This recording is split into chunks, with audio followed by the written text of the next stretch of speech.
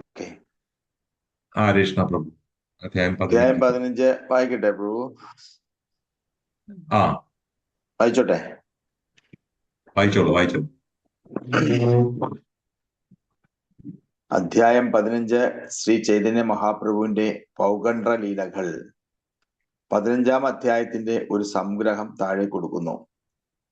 ഭഗവാൻ ഗംഗാദാസ് പണ്ഡിതനിൽ നിന്ന് വ്യാകരണ പാഠങ്ങൾ പഠിക്കുകയും അപ്രകാരം വ്യാകരണത്തിൽ അഭിപ്രായം പറയാൻ തക്കവണ്ണം അതിവിദഗ്ധനായി തീരുകയും ചെയ്തു. ഏകാദശി ദിവസം ധാന്യങ്ങൾ ഭക്ഷിക്കുന്നതിൽ നിന്ന് അവിടുന്ന് മാതാവിനെ വിലക്കി. ഒരു സ്വപ്നത്തിൽ വിശ്വരൂപൻ സന്യാസം സ്വീകരിച്ചതിന് ശേഷം അവിടുന്നിനെയും സന്യാസം സ്വീകരിക്കാൻ ക്ഷണിച്ചെന്നും പക്ഷെ ഭഗവാൻ ക്ഷണം നിരസിച്ചെന്നും അതിനാൽ ഗ്രഹത്തിലേക്ക് തിരിച്ചയച്ചെന്നുമുള്ള ഒരു കഥ അവിടുന്ന് തന്നെ വർണ്ണിച്ചു. ജഗന്നാഥ് മിശ്രയുടെ വിയോഗത്തിന് ശേഷം മഹാപ്രഭു വല്ലഭാചാര്യന്റെ പുത്രി ലക്ഷ്മിയെ വിവാഹം ചെയ്തു. ഈ സംഭവങ്ങളെല്ലാം ഈ അധ്യായത്തിൽ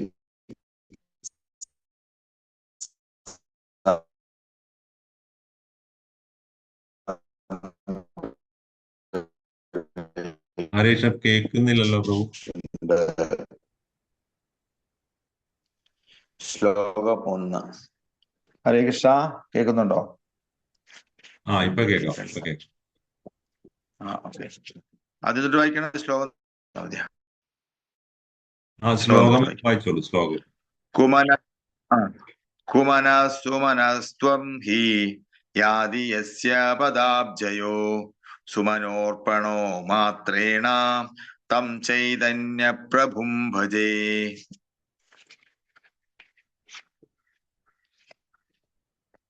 വിവർത്തനം. ശ്രീ ചൈതന്യ മഹാപ്രഭുവിന്റെ പാദകമലങ്ങൾക്ക് ഞാൻ സാദര പ്രണാമങ്ങൾ അർപ്പിക്കുന്നു. എന്തെന്നാൽ അവിടുത്തെ പാദാംബജങ്ങളിൽ ഒരു പുഷ്പം അർപ്പിക്കുന്നത് കൊണ്ട് മാത്രം അത്യാസക്തനായ ഒരു വിഷയി പോലും ഭക്തനായി തീരുന്നു. ശ്ലോകം 2. ജയ ജയ ശ്രീ ചൈതന്യ ജയ നിത്യാനന്ദ ജയ ദ്വൈത ചന്ദ്ര ജയ ഗൗരഭക്ത വൃന്ദ. വിവർത്തനം. ശ്രീ ചൈതന്യ മഹാപ്രഭുവിന് എല്ലാ സ്തുതികളും. നിത്യാനന്ദ പ്രഭുവിനും അദ്വൈതാചാര്യനും ഗൗരംഗ മഹാപ്രഭുവിന്റെ ഭക്തഗണങ്ങൾക്കും എല്ലാ സ്തുതികളും. പൗഗണ്ഡ്രലീലാരേ സൂത്ര കരിയ ഗണന പൗഗണ്ഡ്ര വയസ്സേ പ്രഭുര മുഖ്യ അധ്യായന. വിവർത്തനം. ഞാനിപ്പോൾ ശ്രീ ചൈതന്യന്റെ പൗഗണ്ഡ്ര പ്രായത്തിലുള്ള, അതായത് 5 മുതൽ 10 വയസ്സ് വരെ ലീലകൾ സംഗ്രഹമായി വിവരിക്കട്ടെ. പഠനത്തിൽ മുഴുകുകയായിരുന്നു ഈ കാലയളവിലെ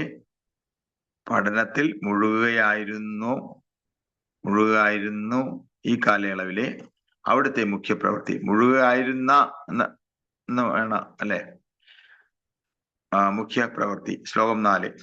പൗഗണ്ഡ്രലീല ചൈതന്യ കൃഷ്ണസ്യാദി സുവിവിസ്തൃത വിദ്യാരംഭ മുഖ പാണി ഗ്രഹണാന്ത മനോഹര. പൗഗണ്ഡ്ര പ്രായത്തിലെ ഭഗവാന്റെ ലീലകൾ വളരെ വിസ്തൃതമാണ്. വിദ്യാഭ്യാസമായിരുന്നു ഈ കാലഘട്ടത്തിലെ അവിടുത്തെ മുഖ്യമായ കാര്യം. പിന്നീട് അവിടുന്നിന്റെ അതിമനോഹരമായ വിവാഹം നടന്നു. ശ്ലോകം 5. ഗംഗാദാസെ പണ്ഡിതസ്ഥാനേ പഠനേ വ്യാകരണ ശ്രവണ മാത്രേ കണ്ഠേ കൈലസൂത്രവൃത്തിഗണ. ഗംഗാദാസ് പണ്ഡിതന്റെ കീഴിൽ വ്യാകരണം പഠിച്ചിരുന്നപ്പോൾ ഒരു തവണ കേൾക്കുന്ന മാത്രയിൽ തൽക്ഷണം അവിടുന്ന് വ്യാകരണ നിയമങ്ങളും നിർവചനങ്ങളും ഹൃദിസ്ഥമാക്കിയിരുന്നു. ഭാവാർത്ഥം. ജശ്ല പ്രഭുപാദ് കി ജയ്. വിഷ്ണുവെന്നും സുദർശനെന്നും ഉള്ള 2 അധ്യാപകരാണ് ഭഗവാന് പാഠങ്ങൾ നൽകിയിരുന്നത് എന്ന് ശീല ഭക്തി വിനോദ് ഠാക്കൂർ പറയുന്നു. പിന്നീട് അല്പം കൂടി വളർന്നപ്പോൾ ഉയർന്ന നിലവാരത്തിലുള്ള വ്യാകരണം പഠിപ്പിച്ച പണ്ഡിത ശിഷ്യനായി. സംസ്കൃത ഭാഷ പഠിക്കണമെന്ന് ഗൗരവപൂർവം ആഗ്രഹിക്കുന്ന ഏതൊരാളും ആദ്യം വ്യാകരണം പഠിക്കണം. സംസ്കൃത വ്യാകരണം പഠിച്ച് പൂർത്തിയാക്കാൻ കുറഞ്ഞത് 12 വർഷം വേണമെന്ന് പറയപ്പെടുന്നു. പക്ഷേ വ്യാകരണ നിയമങ്ങളും രീതികളും പഠിച്ചു കഴിഞ്ഞാൽ മറ്റെല്ലാ ശാസ്ത്രങ്ങളും അഥവാ സംസ്കൃതത്തിലുള്ള എല്ലാ പ്രതിപാദ്യ വിഷയങ്ങളും അനായാസം മനസ്സിലാക്കാൻ കഴിയും. കാരണം സംസ്കൃത വ്യാകരണമാണ് വിദ്യാഭ്യാസത്തിന്റെ പ്രവേശന കവാടം. ശ്ലോകം 6. അല്പകാലേ ഹൈല 4 ശ്ലോകം വെച്ച് വായിക്കാനാണല്ലോ പറഞ്ഞേ. ആണോ? എങ്കിൽ നിർത്തി പഠിച്ചോളൂ. ശ്ലോകം 6. ഓക്കെ, ശ്ലോകം 6. ബുക്കുള്ള അടുത്ത ആൾ. ഹരേ കൃഷ്ണ. ഹരേ കൃഷ്ണ. ഓം നമോ ഭഗവതേ വാസുദേവായ. ഓം നമോ ഭഗവതേ വാസുദേവായ. ഓം നമോ ഭഗവതേ വാസുദേവായ. ശ്ലോകം 6. അല്പകാലേ ഹൈല പഞ്ചീരികാദേ പ്രവീണ സ്ഥിരകാലേരപദുയാതിനേ ഹരീയാ നവീന. വിവർത്തനം ശ്രീല പ്രഭുപാത് കി ജയ്. അവിടുന്ന് ഒരു നവാഗതനായിരുന്നെങ്കിലും ഹ്രസ്വകാലത്തിൽ പഞ്ചീരിക എന്ന വ്യാകരണ വ്യാഖ്യാനത്തിൽ നിപുണനായി തീർന്ന അവിടുന്ന് മറ്റെല്ലാ വിദ്യാർത്ഥികളുടെയും മേൽ വിജയം നേടാൻ കഴിഞ്ഞു. ആവാത്തം ശ്രീല പ്രഭുപാത് കി ജയ്. പഞ്ചീരിക എന്ന പേരിൽ വ്യാകരണത്തിനൊരു വ്യാഖ്യാനം ഉണ്ടായിരുന്നെന്നും അത് പിന്നീട് ശ്രീ ചൈതന്യ മഹാപ്രഭുവിനുമേൽ സ്പഷ്ടമായി വിശദീകരിക്കപ്പെട്ടെന്നും ശ്രീല ഭക്തി വിനോദ ഠാക്കൂർ പറയുന്നു. ശ്ലോകം 7. അധ്യയന ലീല പ്രഭുര ദാസാ വൃന്ദാവന ചൈതന്യമംഗലേ കൈലാ വിസ്താരീ വർണ്ണന. വിവർത്തനം. വൃന്ദാവന ദാസ ഠാക്കൂർ തൻ്റെ ചൈതന്യമംഗളം എന്ന ഗ്രന്ഥത്തിൽ പിന്നീട് ചൈതന്യ ഭാഗവതമായി തീർന്നു. ഭഗവാന്റെ വിദ്യാഭ്യാസ ലീലകൾ വിസ്തരിച്ച് വർണ്ണിച്ചിട്ടുണ്ട്. ഭാവാർത്ഥം. ശ്രീ ചൈതന്യ ഭാഗവതം ആദ്യ ഖണ്ഡം 4, 6, 7, 8, 9, 10 അധ്യായങ്ങൾ ശ്രീ ചൈതന്യ മഹാപ്രഭുവിന്റെ അധ്യയന ലീലകളുടെ ഒരു ശ്രേഷ്ഠമായ പരാമർശമാണ്.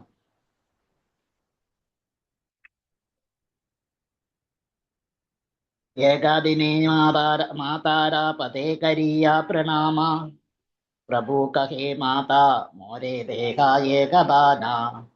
വിവർത്തനം. ഒരു ദിവസം ശ്രീ ചൈതന്യ മഹാപ്രഭു തൻ്റെ മാതാവിൻ്റെ പാദങ്ങളിൽ പ്രണമിച്ചുകൊണ്ട് ഒരു ദാനം ആവശ്യപ്പെട്ടു. ശ്ലോകം 9. മാതാബലേ തയീതിബേ ദിബായാ തുമീമായിബേ പ്രഭു കഹേ ഏകാദശീതേ അന്നാനാഖായിബേ. വിവർത്തനം. മാതാവ് മറുപടി പറഞ്ഞു, പ്രിയപുത്ര, നീ ചോദിക്കുന്നത് എന്തും ഞാൻ തരും. അപ്പോൾ പ്രഭു പറഞ്ഞു, പ്രിയപ്പെട്ട അമ്മേ, ദയവായി ഏകാദശി ദിവസം ധാന്യങ്ങൾ ഭക്ഷിക്കരുത്. ഭാവാർത്ഥം. ശ്രീ ചൈതന്യ മഹാപ്രഭു തൻ്റെ ബാല്യകാല ജീവിതത്തിൻ്റെ ആരംഭം മുതലേ ഏകാദശി നാളിൽ ഉപവസിക്കുന്ന രീതി അനുഷ്ഠിച്ചിരുന്നു. ശ്രീ ജീവ ഗോസ്വാമിയുടെ ഭക്തി സന്ദർഭത്തിൽ ഏകാദശി നാളിൽ ധാന്യങ്ങൾ ഭക്ഷിക്കുന്ന ഒരുവൻ അവൻ്റെ മാതാവിൻ്റെയും പിതാവിൻ്റെയും സഹോദരൻ്റെയും ആധ്യാത്മിക ഗുരുവിൻ്റെയും ഘാതകനായി തീരുമെന്നും അവൻ വൈകുണ്ഠത്തിലേക്ക് ഉയർത്തപ്പെട്ടാൽ പോലും താഴേക്ക് പതിക്കുമെന്നും താക്കീത് നൽകുന്ന സ്കന്ദപുരാണത്തിൽ നിന്നുള്ള ഒരു ഉദ്ധരണിയുണ്ട്. ഏകാദശി നാളിൽ ധാന്യങ്ങളും പരിപ്പും ഉൾപ്പെടെ പതിവായി പാചകം ചെയ്യുന്നതെല്ലാം വിഷ്ണുവിന് സമർപ്പിക്കാവുന്നതാണ്. എന്നാൽ ഏകാദശി ദിവസം ഒരു വൈഷ്ണവൻ ആ വിഷ്ണു പ്രസാദം പോലും ഭക്ഷിക്കരുതെന്ന് ആജ്ഞയുണ്ട്. വിഷ്ണുവിന് അർപ്പണം ചെയ്യാത്ത ഒരു ഭക്ഷണ പദാർത്ഥവും ഒരു വൈഷ്ണവൻ ഭക്ഷിക്കരുതെന്ന് പറഞ്ഞിരിക്കുന്നു. പക്ഷേ ഏകാദശിക്ക് ഒരു വൈഷ്ണവൻ വിഷ്ണുവിന് അർപ്പണം ചെയ്ത മഹാപ്രസാദത്തിലും സ്പർശിക്കുക പോലും ചെയ്യരുത്. എന്നാൽ അത്തരം പ്രസാദം അടുത്ത ദിവസം ഭക്ഷിക്കുന്നതിനായി മാറ്റിവെക്കാം. ഏകാദശിക്ക് ഏത് തരത്തിലുള്ള ധാന്യവും ഭക്ഷിക്കുന്നത് വിലക്കിയിരിക്കുന്നു, അത് വിഷ്ണു പ്രസാദമായാൽ പോലും.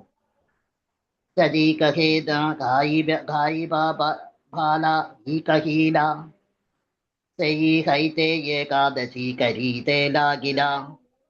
സജി മാതാവ് പറഞ്ഞു, നീ വളരെ ഭംഗിയായി പറഞ്ഞു. ഇനി ഞാൻ ഏകാദശിക്ക് ധാന്യങ്ങൾ ഭക്ഷിക്കില്ല. അന്നു മുതൽ സജി മാതാവ് ഏകാദശിക്ക് ഉപവാസം അനുഷ്ഠിക്കാൻ ആരംഭിച്ചു. ഭാവാർത്ഥം. ഒരു വിധവ ഏകാദശി ദിവസം നിർബന്ധമായും ഉപവാസം ആചരിക്കണമെന്നും പക്ഷേ ഒരു സധവ ഭർത്താവുള്ള സ്ത്രീ ആചരിക്കാൻ പാടുള്ളതല്ലെന്നും സ്മാർത്ത ബ്രാഹ്മണർക്കിടയിൽ ഒരു യുക്തിഹീനമായ അഭിപ്രായമുണ്ട്. സധവ ആയിരുന്ന ശചീമാതാവ് ശ്രീ ചൈതന്യ ഭഗവാന്റെ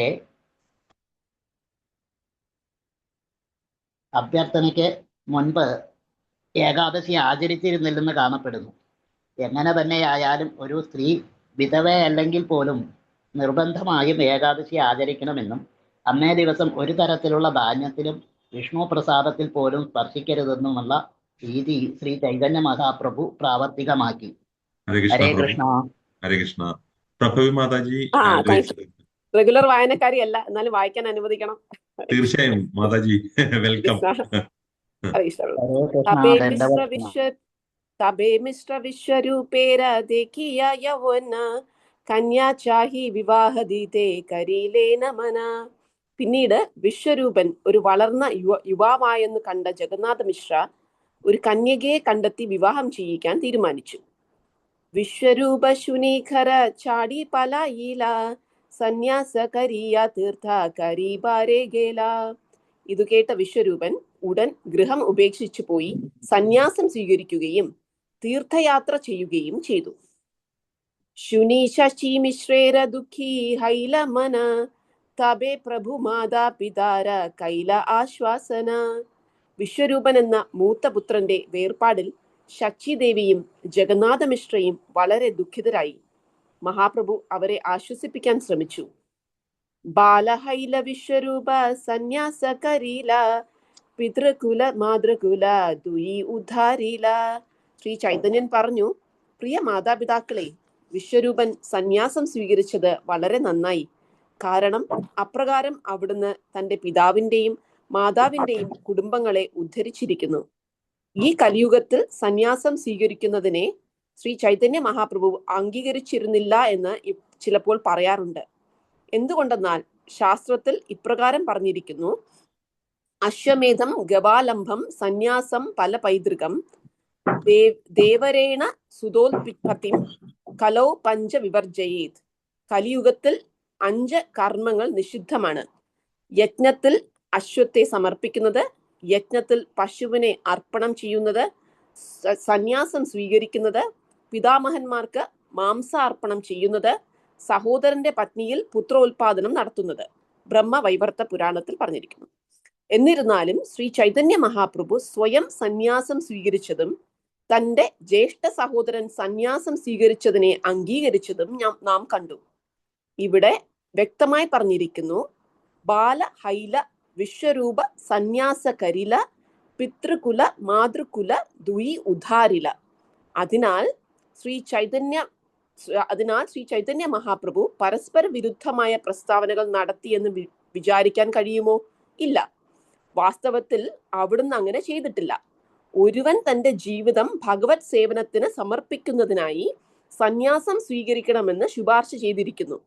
എല്ലാവരും നിർബന്ധമായും അത്തരത്തിലുള്ള സന്യാസം സ്വീകരിക്കണം. അത്തരം സന്യാസ സ്വീകരണത്തിലൂടെ ഒരുവൻ തന്റെ പിതൃകുടുംബത്തിനും മാതൃകുടുംബത്തിനും വേണ്ടി ഉത്കൃഷ്ടമായ സേവനം അനുഷ്ഠിക്കുന്നു. പക്ഷേ ഒരുവൻ സവിശേഷമായ യാതൊരു അർത്ഥവുമില്ലാത്ത മായാവാദ വിഭാഗക്കാരുടെ സന്യാസം സ്വീകരിക്കരുത്.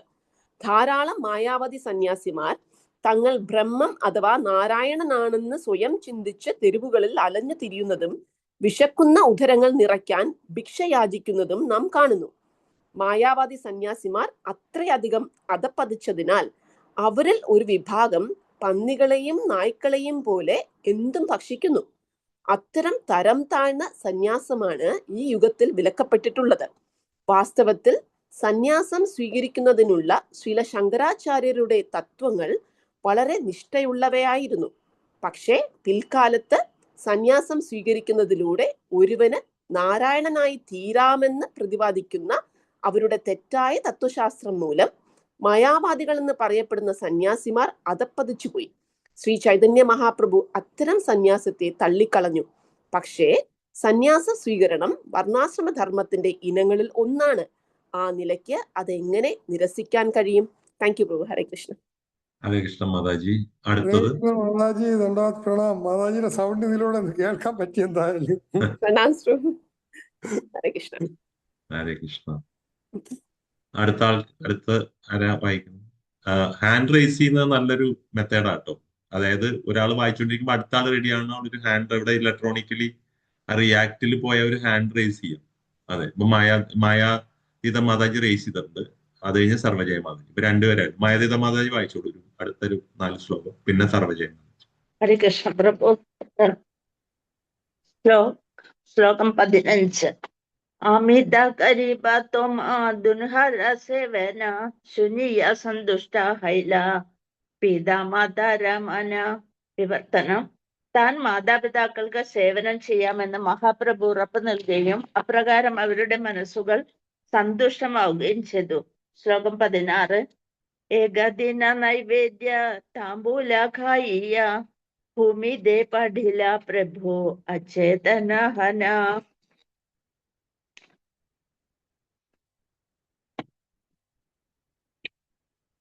ഹരികൃഷ്ണ. വിവർത്തനം. ഒരു ദിവസം ശ്രീ ചൈതന്യ മഹാപ്രഭു അർച്ചാവിഗ്രഹത്തിന് സമർപ്പിച്ച താംബൂലം ഭക്ഷിച്ചു. പക്ഷെ അത് ലഹരിയായി പ്രവർത്തിക്കുകയും അവിടുന്ന് അബോധാവസ്ഥയിലായി നിലംപതിക്കുകയും ചെയ്തു. ഭാവാർത്ഥം.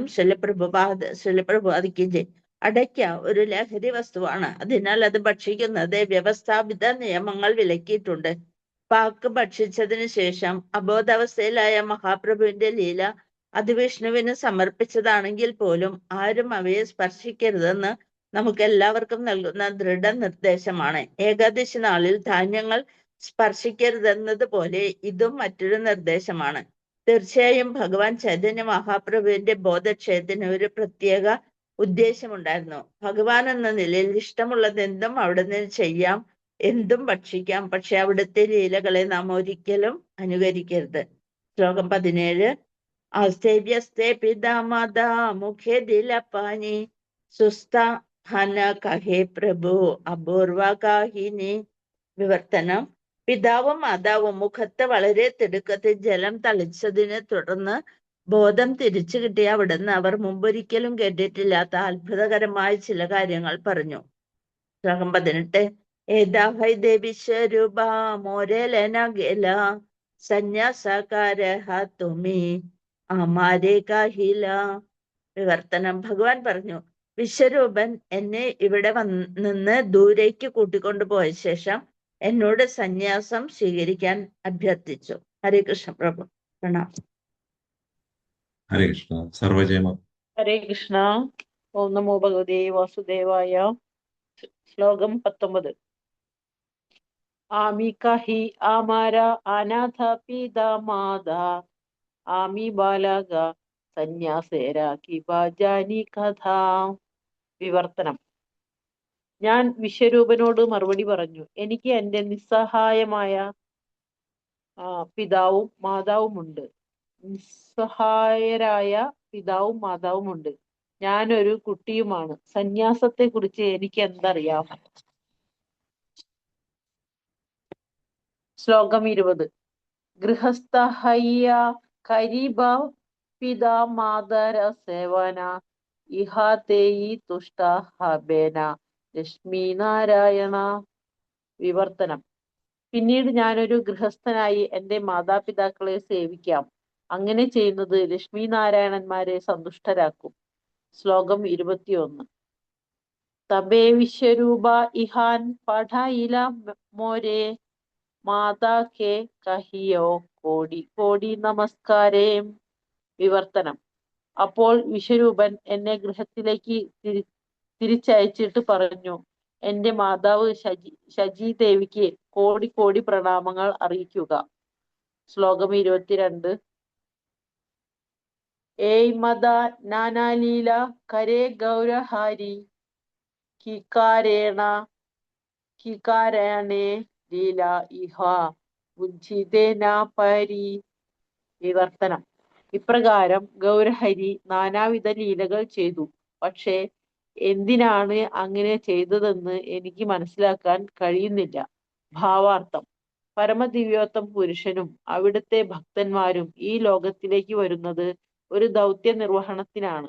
അതിനാൽ അവർ ചിലപ്പോൾ മനസ്സിലാക്കാൻ വളരെ ബുദ്ധിമുട്ടുള്ള രീതിയിൽ പ്രവർത്തിക്കുന്നു. അതുകൊണ്ട് ഇങ്ങനെ പറഞ്ഞിരിക്കുന്നു, വൈഷ്ണവേര ക്രിയാമുദ്ര വിജ്ഞേഹ ന ബുദ്ധയ. ഒരുവൻ അഭിജ്ഞനും ബുദ്ധിമാനുമായ പണ്ഡിതനാണെങ്കിൽ പോലും അവനൊരു വൈഷ്ണവന്റെ കർമ്മങ്ങൾ മനസ്സിലാക്കാൻ കഴിയില്ല. ഒരു വൈഷ്ണവൻ അവന്റെ ദൗത്യ നിർവഹണത്തിന് അനുകൂലമായ എന്തും സ്വീകരിക്കുന്നു. പക്ഷേ അത്തരം ഉത്കൃഷ്ടരായ വൈഷ്ണവരുടെ ലക്ഷ്യം അറിയാതെ മൂഢന്മാർ അവരെ വിമർശിക്കുന്നു. ഇത് നിഷിദ്ധമാണ്. ഒരു വൈഷ്ണവൻ തന്റെ ദൗത്യ നിർവഹണത്തിനായി എന്താണ് ചെയ്യുന്നതെന്ന് ആർക്കും മനസ്സിലാക്കാൻ കഴിയാത്തതിനാൽ അങ്ങനെയുള്ളൊരു വൈഷ്ണവനെ വിമർശിക്കുന്നത് സാധുനിന്ദ എന്ന അപരാധമാണ്. ഹരേ കൃഷ്ണ. ഹരേ കൃഷ്ണ.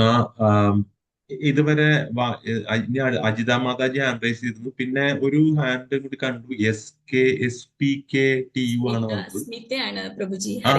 ഓക്കെ സ്മിത മാതാജി. ഓക്കെ, ഇതുവരെ ഉള്ളതിൽ എന്തെങ്കിലും ഡിസ്കസ് ചെയ്യാനുണ്ടോ? എന്തെങ്കിലും പോയിന്റ്സ്? പ്രഭവ മാതാജി എന്തെങ്കിലും പറയാനുണ്ടോ? അല്ലെങ്കിൽ ആരെങ്കിലും എന്തെങ്കിലും? പ്രഭു, എനിക്ക് വളരെ കാര്യമായി പറയാനുള്ളത് വൈഷ്ണവരെ നിന്ദിക്കരുത് എന്നുള്ള ശക്തമായ താക്കീത്. ഒരു വൈഷ്ണവൻ തന്റെ ദൗത്യ നിർവഹണത്തിനായി എന്താണ് ചെയ്യുന്നതെന്ന് ആർക്കും മനസ്സിലാക്കാൻ കഴിയാത്തതിനാൽ അങ്ങനെയുള്ള ഒരു വൈഷ്ണവനെ വിമർശിക്കുന്നത് സാധുനിന്ദയാണ് എന്ന്. അപ്പം ചിലപ്പോൾ വൈഷ്ണവരുടെ പ്രവർത്തികൾ പൂർണ്ണമായിട്ട് നമുക്ക് മനസ്സിലായെന്നോ ബോധ്യമായെന്നോ വരില്ല. എങ്കിലും വൈഷ്ണവനാണെങ്കിൽ നമുക്ക് മനസ്സിലാവുന്നില്ലെങ്കിൽ നമുക്ക് മനസ്സിലാവുന്നില്ല എന്ന് കരുതുക, പക്ഷെ നിന്ദിക്കാൻ പാടില്ല എന്നുള്ളത് 22 പറഞ്ഞേക്കണം അല്ലെ? 22 ഭാവാർത്ഥത്തിന്. അതെ. വൈഷ്ണവ കമ്മ്യൂണിറ്റിയിൽ നമ്മൾ വളരെയധികം മനസ്സിലാക്കേണ്ട പാലിക്കേണ്ട ഒരു കാര്യമായിട്ട്.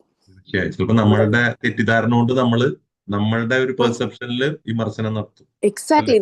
നമുക്ക് വിലയിരുത്താൻ പറ്റില്ല, നമുക്ക് വൈഷ്ണവരെ വിലയിരുത്താൻ പറ്റില്ല. അപ്പൊ നമ്മൾ വിലയിരുത്തി നമ്മുടെ കാഴ്ചപ്പാട് വെച്ച് വിമർശനങ്ങൾ പറയരുത്. നമ്മൾക്ക് മനസ്സിലാകുന്നില്ലെങ്കിൽ അത് എനിക്ക് മനസ്സിലാകുന്നില്ല എന്ന് കരുതുക. ഇനി അഥവാ വൈഷ്ണവനെ തിരുത്തപ്പെടേണ്ടതുണ്ടെങ്കിൽ അത് ആ വ്യക്തിയുടെ ഗുരുവോ ഭഗവാനോ തിരുത്തിക്കൊള്ളും. നമ്മൾക്കതില് റോളില്ല. അത് ക്രിട്ടിസൈസ് ചെയ്യാനോ പറയാനോ നമ്മുടെ ജോലിയല്ല എന്നുള്ളത് കമ്മ്യൂണിറ്റിയിൽ നമ്മൾ വളരെയധികം മനസ്സിലാക്കേണ്ട ഒരു കാര്യമാണ്. തീർച്ചയായും മാതാജി, ഇതൊരു നല്ലൊരു ഡിസ്കഷൻ ആയിട്ട് ഇതില് പലതവണ നടന്നിട്ടുള്ളതാണ് ഗോപാൽ പ്രഭു ഉള്ളപ്പോ. ഈ വിഷയം വളരെ നന്നായി മാതാജി അത് എടുത്തു പറഞ്ഞത്. Thank you. കാരണം ഇമ്പോർട്ടന്റ് തന്നെയാണ്. കാരണം നമ്മള് മണിക്കൂറുകൾ ചർച്ച ചെയ്തിട്ടുള്ള ഒരു വിഷയമാണ് ഇതിനകത്ത്. അപ്പോ അത് വീണ്ടും ഇവിടെ വന്നതും അതെടുത്ത് ഹൈലൈറ്റ് ചെയ്തതും നല്ലൊരു കാര്യം തന്നെ. ഹരേ കൃഷ്ണ പ്രഭു. അതായത് ഭക്തനും ഭഗവാനും തമ്മിലുള്ള ബന്ധം ഏത് രീതിയിലാണ് അതിന്റെ ഡീപ്നെസ് എന്നുള്ളത് പുറത്തുനിന്ന് നമുക്ക് ഒരിക്കലും അതിനെ അറിയാൻ പറ്റില്ല.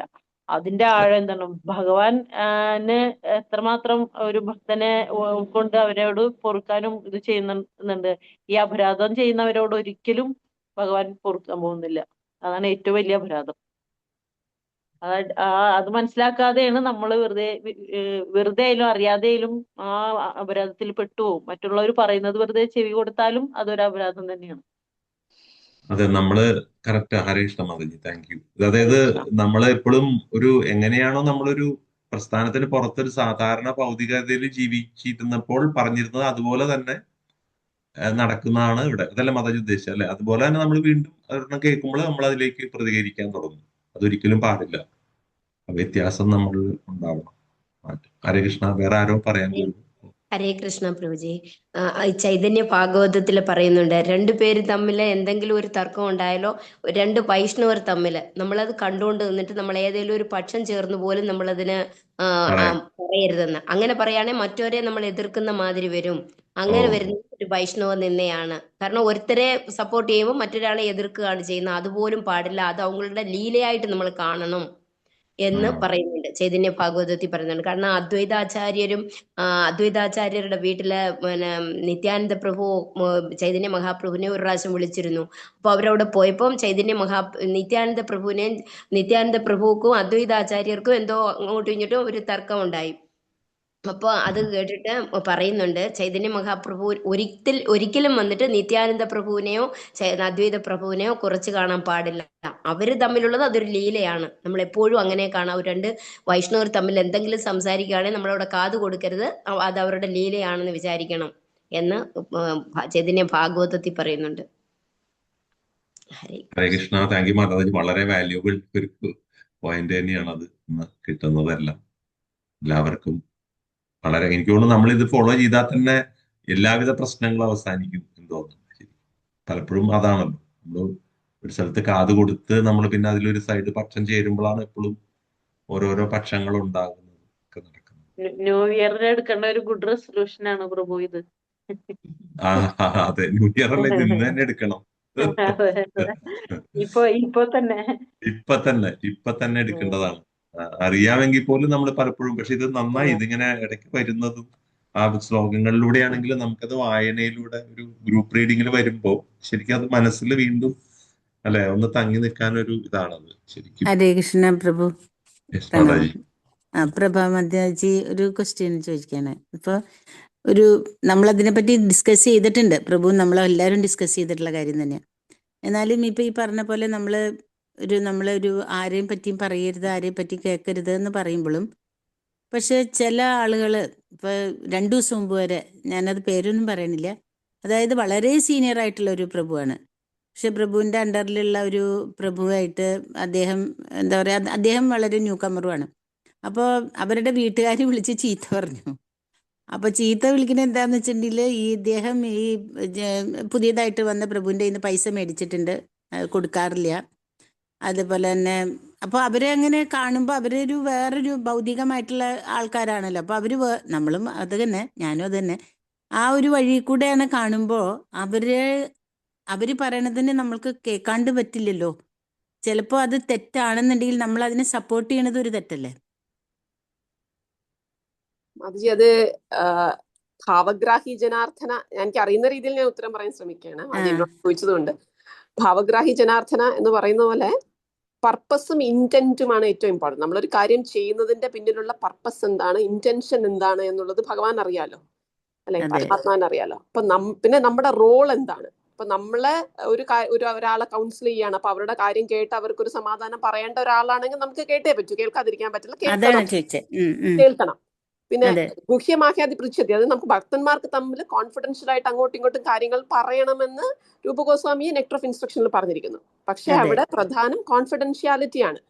ഞാൻ ഇന്നൊരാളോട് പറഞ്ഞു, നാളെ മറ്റ് 10 പേര് വന്ന് എന്നോട് പറയുന്ന ഒരു അവസ്ഥ വന്നു. അപ്പോ ഇത്തരം എറ്റിക്കറ്റുകള്, വൈഷ്ണവ സദാചാരാണ് നമ്മുടെ വൈഷ്ണവ സമൂഹത്തിന്റെ ഓർണമെന്റ് എന്ന് പറയുന്നത്.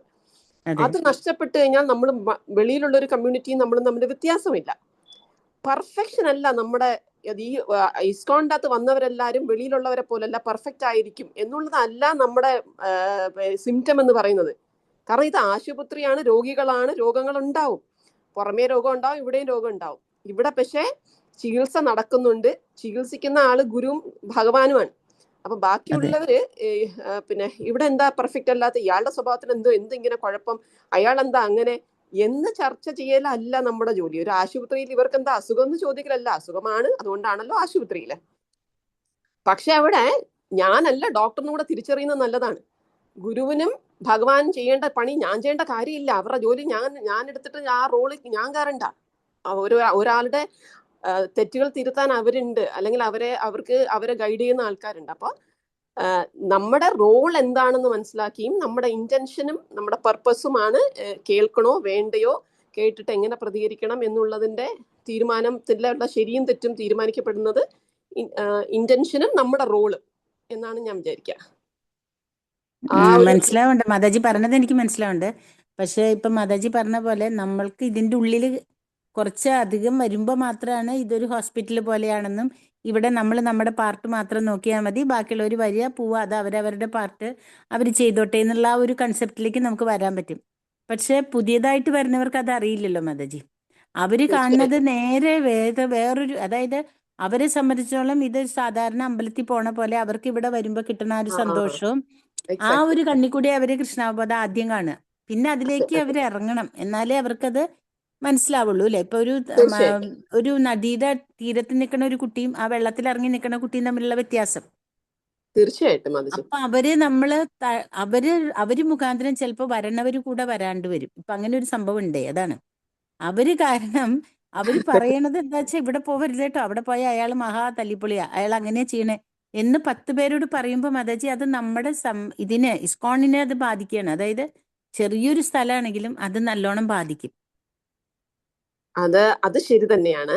പക്ഷേ അപ്പൊ നമുക്ക് ആ സീനിയർ ഡിവോട്ടിയോട് പറയേണ്ട വരികയാണ് ചെയ്യുന്നത്. അത് ശരി തന്നെയാണ്, അത് ശരി തന്നെയാണ്. പക്ഷേ എന്റെ ഒരു അണ്ടർസ്റ്റാൻഡിങ്ങിൽ എനിക്ക് പറയാനുള്ളത്, ഇസ്കോൺ എന്ന് പറയുന്നത് പ്യുവർ ഡിവോഷണൽ സർവീസ് കൊടുക്കുന്ന സ്ഥലമാണ്, റൈറ്റ്? പ്യുവർ ഡിവോഷണൽ സർവീസ് നമുക്ക് കിട്ടാൻ സാധ്യമാകുന്ന, കൃഷ്ണപ്രേമം വരെ പോകാൻ സാധ്യമാകുന്ന സ്ഥലമാണ്. അപ്പൊ ഏതൊരു സ്കൂളിലും ഏതൊരു കോളേജിലും ഡ്രോപ്പ് ഔട്ട്സ് ഉണ്ട്. അപ്പൊ ഞാനൊരു കോളേജ് അധ്യാപികയാണ്. അപ്പൊ 1ാം ക്ലാസ് ഫസ്റ്റ് ഇയറിൽ ഡ്രോപ്പ് ഔട്ട് ചെയ്യുന്ന കുട്ടികളുണ്ട്. പഠിക്കാൻ പറ്റില്ല, ഈ ഡിഗ്രി കോഴ്സ് എന്നെ കൊണ്ട് താങ്ങില്ല എന്ന് കണ്ട് ഡ്രോപ്പ് ചെയ്യുന്നവരുണ്ട്. അതുപോലെ പ്യുവർ ഡിവോഷണൽ സർവീസ് എന്ന് പറയുന്ന പാഠ്യഭാഗത്തിലും പാഠ്യപദ്ധതിയിലും ഡ്രോപ്പ് ഔട്ട്സുകൾ ഉണ്ടാകും. അപ്പൊ ആ ഡ്രോപ്പ് ഔട്ട്സുകളെ പേടിച്ചിട്ട് നമ്മുടെ പാഠ്യപദ്ധതി നമുക്ക് മാറ്റാൻ പറ്റില്ല. ഇസ്കോൺ കൊടുക്കുന്ന പ്യൂർ ഡിവോഷൻ ആണെങ്കിൽ പ്യൂർ ഡിവോഷൻ തന്നെ കൊടുത്തേ പറ്റൂ. അപ്പൊ അതിന്റെ അകത്ത് ഇതുപോലെ പ്രശ്നങ്ങൾ ഉണ്ടാവും, തീർച്ചയായിട്ടും പ്രോബ്ലംസ് ഉണ്ടാവും, വരുന്നവർ ഇത്തരം ചർച്ചകൾ സംഭവിക്കും, ഒക്കെ ചെയ്യും. ഡ്രോപ്പ് ഔട്ടുകളെ പേടിച്ച് നമ്മുടെ സിലബസ് നമുക്ക് മാറ്റാൻ പറ്റില്ലല്ലോ. സിലബസ് മാറ്റാൻ പറ്റില്ല മാതാജി. ഞാൻ പറയണത് സിലബസിന്റെ ഇല്ല ഞാൻ പറയണത് എന്താ വെച്ചാല്, ആ പ്രഭുവിനോട് വേറെ ആരും ഇല്ല സീനിയർ. ആ സീനിയർ മോസ്റ്റ് ആവുമ്പോ നമുക്കൊരു പക്ഷേ ആ പ്രഭുവിനെ ഒന്ന് സൂചിപ്പിക്കേണ്ടി വരും. മനസ്സിലാവണ്ട ഞാൻ പറഞ്ഞ പ്രഭുവിനെ? അപ്പൊ നമ്മള് സൂചിപ്പിക്കുമ്പോ അതൊരു അപരാധാവല്ലേന്ന്. അത് എനിക്ക് തോന്നുന്നു പിന്നെ കാൽക്കുലേറ്റഡ് റിസ്ക് എടുക്കുക എന്നേ പറയാൻ പറ്റുള്ളൂ. അവർക്ക് വളരെ നല്ല ഭാഷയിൽ അവർക്ക് വേദനിക്കാത്ത രീതിയിൽ പിന്നെ പറഞ്ഞു കൊടുക്കാൻ പറ്റിയാൽ, പിന്നെ നമ്മൾ പറയുന്നത് ഉൾക്കൊള്ളും എന്ന് തോന്നിയാലേ പറയാവൂ. അതില്ല, അങ്ങനത്തെ ഒരു സ്വഭാവം ഇല്ല പ്രഭു. അങ്ങനെ ഒരു ഇതുണ്ട്. പിന്നെ വേറൊരു പ്രശ്നം എന്താ വെച്ചാൽ, ഇത് ഒരു സംഭവമല്ല മാതാജി, പല പ്രാവശ്യം പലരും പറഞ്ഞിട്ടുള്ള ചില കാര്യങ്ങളാണ്. അപ്പോഴാണ് നമുക്കതൊരു വിഷമം. മനസ്സിലാവണ്ട ഞാൻ മാതാജിയോട് പറയണേ? അതെ, സൂചിപ്പിക്കാൻ ഒരു മാർഗം കണ്ടെത്തിയാൽ പറയാം മാതാജി. എനിക്ക് തോന്നുന്നു പ്രാർത്ഥിക്കുക, ഭഗവാൻ വഴി കണ്ടെത്തി തരാൻ പ്രാർത്ഥിക്കുക. അപ്പൊ ചിലപ്പോൾ നമുക്ക് വളരെ നല്ല രീതിയിൽ ഒഫൻഡ് ചെയ്യാത്ത രീതിയിൽ ചിലപ്പോൾ സൂചിപ്പിക്കാൻ ഒരു അവസരം കിട്ടിയേക്കും. പിന്നെ ചില കാൽക്കുലേറ്റഡ് റിസ്ക് ഭഗവാൻ വേണ്ടി ചില സമയത്ത് എടുക്കേണ്ടി വരുമെന്നാണ് എനിക്ക് തോന്നുന്നത്. ഹരേ കൃഷ്ണ. ഹരേ കൃഷ്ണ. താങ്ക് യു ദാജീസ്. എന്തെങ്കിലും വേറെ ഡിസ്കഷൻ? പെട്ടെന്ന് സ്റ്റക്കായി പ്രഭു എന്റെ മൊബൈല്, എന്റെ ഇന്റർനെറ്റിന്റെ. ഹരേ കൃഷ്ണ. നല്ല ഡിസ്കഷൻ ആയിരുന്നു മാതാജി, താങ്ക് യു. പിന്നെ പ്രഭു ശ്ലോകം 9 നമ്മുടെ ഏകാദശിയെ പറ്റി പറയുന്നുണ്ടല്ലോ. ഏകാദശി എടുക്കാതിരുന്ന, ധാന്യങ്ങൾ കഴിച്ചു കഴിഞ്ഞാൽ അത് മാതാവിനും പിതാവിനും സഹോദരനും ആധ്യാത്മ ഗുരുവിന്റെയും കൂടെ ഘാതകനായിത്തീരുന്നു പറഞ്ഞു. അത്ര വലിയൊരു അതെ. അപ്പൊ നമ്മള് ഏകാദശി നോറ്റില്ലെങ്കിൽ ഗുരുവിനോടും കൂടെ ചെയ്യുന്ന വലിയൊരു അപരാധമാണെന്നാണ് ഇതിൽ മനസ്സിലാവുന്നത്. അവൻ വൈകുണ്ഠത്തിലേക്ക് ഉയർത്തപ്പെട്ടാൽ പോലും താഴേക്ക് പതിക്കുമെന്നും വലിയൊരു പ്രധാന പോയിന്റ് ആണത്.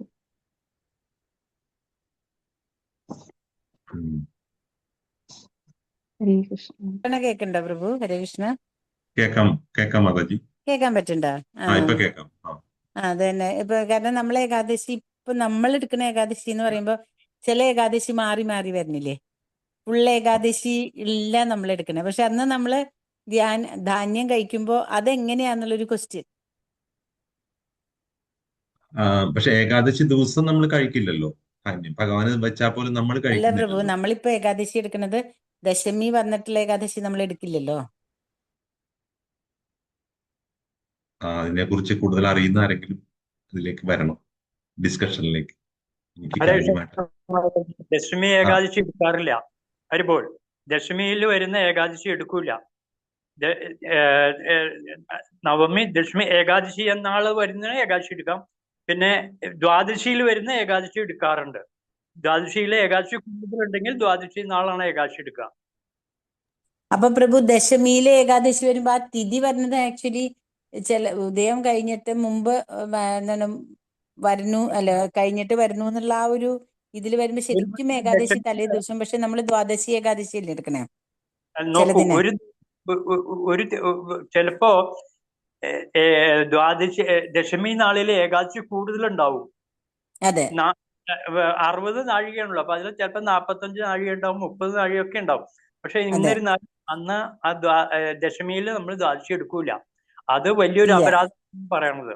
അപ്പൊ ഏകാദശിയിലോ അല്ലെങ്കിൽ ദ്വാദശിയിലോ കുറവുള്ളെങ്കിലും അതാണ് നമ്മള് കൗണ്ട് ചെയ്യാം. അല്ല, ഞാന് ധാന്യം കഴിക്കണേന്റെ ആ ദോഷത്തിനെ പറ്റി അറിയാനായിട്ട് അങ്ങനെ ചോദിച്ചതാ. അങ്ങനെ വരുമല്ലോ. ധാന്യത്തിന് ഇത് ധാന്യത്തിനും അഫക്റ്റ് ആണല്ലോ. നമുക്ക് അഫക്റ്റ് ചെയ്യുന്നുണ്ടെങ്കിൽ ധാന്യത്തിനും അഫക്റ്റ് ചെയ്യുമല്ലോ, അല്ലേ?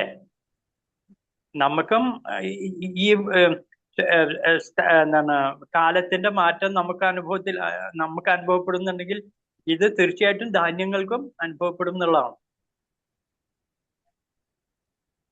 ധാന്യങ്ങൾ കഴിക്കണം എന്ന് പറയുന്നത്, കഴിക്കാൻ പാടില്ല എന്ന് പറയുന്നത്, ആ ധാന്യത്തില് അന്നേ ദിവസം ചില വിഷാംശങ്ങള് ഈ കാലത്തിന്റെ വ്യത്യാസം കൊണ്ട് ചില വിഷാംശങ്ങള് വരാൻ സാധ്യതയുള്ളത് കൊണ്ടാണ് ധാന്യങ്ങൾ കഴിക്കരുതെന്ന് പറയണത് ശാസ്ത്രീയമായിട്ട്.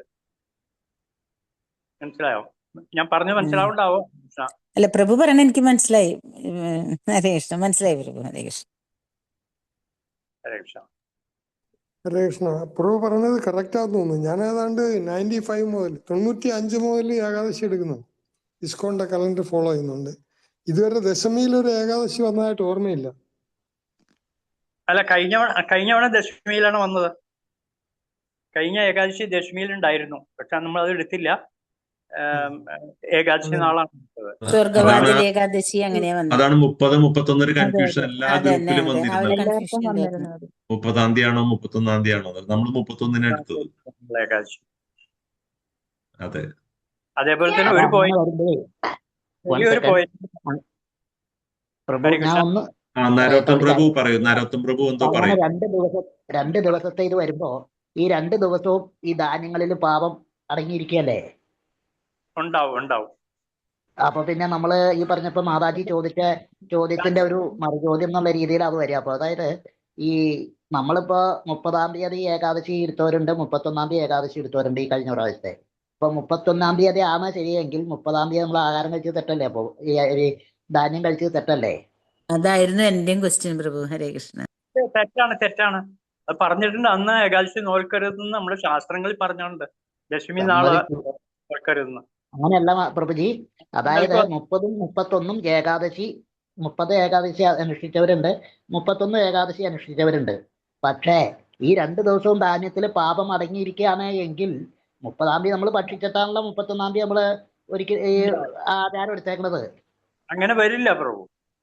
ഏകാദശി എന്നാണോ അന്ന് ധാന്യങ്ങൾക്ക് പാപഫലങ്ങൾ ഉണ്ടാവും. തലേ ദിവസം നിങ്ങൾ ഏകാദശി എടുത്തു എന്നുള്ളത് അത് നിങ്ങളുടെ ഒരു അസംപ്ഷൻ എന്നല്ല പറഞ്ഞത് പ്രഭുജി. എടുത്തു എന്നല്ല ഞാൻ പറയുന്നത്. അതായത് 30-ാം തീയതി എടുത്തവരുണ്ട്, 31-ാം തീയതി എടുത്തവരുണ്ട്. അപ്പൊ ഈ 2 ദിവസവും പാപം ഈ ധാന്യത്തിൽ ഉണ്ടല്ലോ എന്നാണ് എന്റെ ചോദ്യം. അല്ല, 31-ാം തീയതി എടുത്തവർക്ക് ഉണ്ടാവില്ല. 2 ദിവസം വരില്ലല്ലോ, എന്തായാലും ഒരു ദിവസമല്ലേ വരുള്ളൂ എപ്പോഴും. ഏകാദശി ദിവസമല്ലേ ചോദ്യം. അതായത് ഇപ്പൊ 30-ാം തീയതി എടുത്തവർക്ക് അവർക്ക് പാപമാണ്, അത് കാരണം 30-ാം തീയതി കഴിച്ചില്ല. അപ്പൊ ഈ 31-ാം തീയതി എടുക്കുന്നതനുസരിച്ചാണോ പാപം വരുന്നതെന്നാണ് ചോദ്യം. 30-ാം തീയതി എടുത്തിട്ടുണ്ടെങ്കിൽ അത് പാപഫലം ഉണ്ടായിരിക്കും തീർച്ചയായിട്ടും. ഹരേ കൃഷ്ണ. വൈഷ്ണവ കലണ്ടർ പടി പറയുന്നതാണ് മാതാജി കറക്റ്റ് ആയിട്ടുള്ളത്. അതാണ് നമ്മൾ ഫോളോ ചെയ്യേണ്ടത്. അങ്ങനെ വരുമ്പോൾ നമുക്ക് പാപമില്ല. നമ്മൾ ചെയ്യുന്നത് ആ വൈഷ്ണവ കലണ്ടർ വെച്ചല്ലേ. ഇപ്പോ ഈ സൂര്യൻ അസ്തമിക്കുന്ന സമയത്ത് ഏകാദശി ഉണ്ടാകണമെന്ന് പറയുന്നു. അത് കഴിഞ്ഞു വരുന്ന ഏകാദശി എടുക്കരുതെന്ന് പറയുന്നു. അതുകൊണ്ടാണ് അത് ഏകാദശിയായിട്ട് കണക്കാക്കത്തില്ല. അപ്പൊ അവിടെ അത് നമ്മൾ എടുത്തില്ലെങ്കിലും നമുക്ക് പാപമില്ല. ഇപ്പൊ 30-ാം തീയതി നമ്മൾ എടുത്തില്ലെങ്കിലും നമുക്ക് പാപമില്ല. കാരണം ആക്ച്വൽ ആയിട്ടുള്ളത് ഇവിടെ വൈഷ്ണവ കലണ്ടർ പടി 31 ആണല്ലോ പറയുന്നേ. അപ്പൊ അതല്ലേ എടുക്കണ്ടേ? ഹരേ കൃഷ്ണ. റൈറ്റ്, അതാണ് ശരി. അതെ, നമ്മളൊരു റെഫറൻസ്, അല്ലെ, ആധികാരികമായ ഒരെണ്ണത്തിനെ നമ്മൾ ഫോളോ ചെയ്യുന്നു. അപ്പൊ നമുക്ക് അതിനെ ഫോളോ ചെയ്ത് പോയാൽ മതി. അതെ. പിന്നെ ചില കാര്യങ്ങളുണ്ട്, ശാസ്ത്രങ്ങളെ നമ്മൾ ചോദ്യം ചെയ്യാൻ പറ്റില്ല. ശാസ്ത്രം പറയുന്നു ഇതാണ് ശരിയെന്ന് പറഞ്ഞു കഴിഞ്ഞാൽ അത് ഫോളോ ചെയ്യാന്നുള്ളതാണ്. അതിനപ്പുറം നമുക്കൊന്നും ചിന്തിക്കണ്ട. കാരണം ചില കാര്യങ്ങൾക്ക് നമുക്ക് നമ്മൾ ഉദ്ദേശിക്കുന്ന പോലെ മറുപടി കിട്ടിയെന്ന് വരില്ല. അപ്പൊ അത്തരത്തിൽ ആ ശാസ്ത്രത്തിന് ചോദ്യം ചെയ്യുന്ന രീതിയിൽ നമ്മൾ ചോദിക്കാതിരിക്കുകയായിരിക്കും നല്ലത്. ഹരേ കൃഷ്ണ. ഞാൻ അങ്ങനെ ഉദ്ദേശിച്ച് ചോദിച്ചതല്ല പ്രഭുജി. എന്റെ അറിവില്ലായ്മ കൊണ്ട് ചോദിച്ചതാണ് കേട്ടോ. എനിക്ക് ഇതിനെക്കുറിച്ച് ഒരറിവില്ല, അതുകൊണ്ട് ചോദിച്ചതാണ്. അപ്പൊ ഈ 2 ദിവസം ഏകാദശി വന്നു എന്ന പൊതുജന സംസാരം.